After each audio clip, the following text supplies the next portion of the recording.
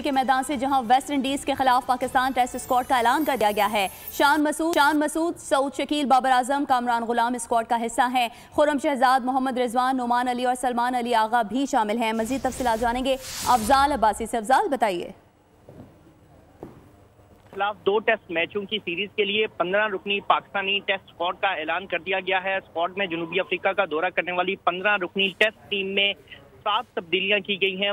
جو کھلاڑی شامل ہیں شان مسعود، سعود شکیل، بابر اعظم، کامران غلام، خرم شہزاد، محمد رضوان، نعمان علی اور سلمان علی آغا جو ہیں وہ ٹیم میں شامل ہیں، جبکہ ابرار احمد، امام الحق اور محمد حریرہ کی ٹیسٹ اسکواڈ میں واپسی ہوئی ہے۔ ورک لوڈ مینجمنٹ کے طور پر عامر جمال، محمد عباس، میر حمزہ اور نسیم شاہ کو آرام دیا گیا ہے اور خرم شہزاد کو ٹیم میں برقرار رکھا گیا ہے، جبکہ محمد علی اور کاشف علی کی بھی ٹیم میں شمولیت ہوئی ہے۔ Unfit wicket keeper batsman Haseeb Ullah کی جگہ روہیل نذیر کو اسکواڈ میں شامل کیا گیا ہے۔